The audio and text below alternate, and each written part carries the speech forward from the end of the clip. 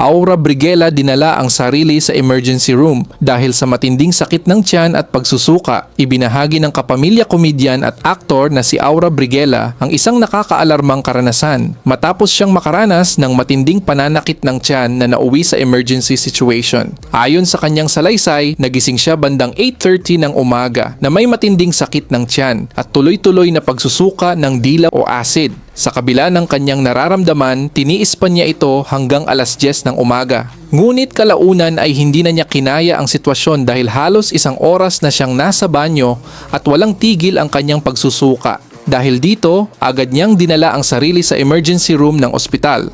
Pagdating pa lamang sa ER ay muli siyang nagsuka. At aminado siyang halos mawalan na siya ng malay sa sobrang panghihina at sakit. Sa mga oras na iyon, nag-iisa lamang siya sa kanyang kondo. Subalit agad namang sumunod ang kanyang ina upang alalayan siya.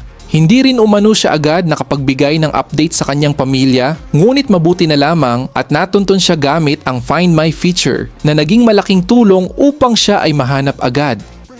Matapos sumailalim sa iba't ibang laboratory tests, lumabas sa diagnosis na siya ay may acute gastroenteritis na may kasamang mild to moderate dehydration.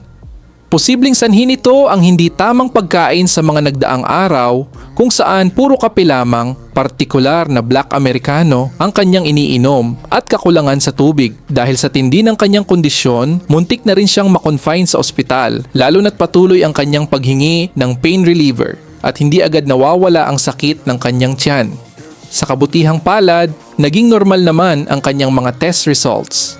Sa kasalukuyan, maayos na ang kalagayan ni Aura. Pinayuhan lamang siyang magpahinga, ayusin ang kanyang pagkain, uminom ng sapat na tubig at sundin ang kanyang mga gamot upang tuluyang makarecover. Ang kanyang karanasan ay nagsisilbing paalala sa lahat na huwag pabayaan ang kalusugan, lalo na pagdating sa tamang pagkain at hydration.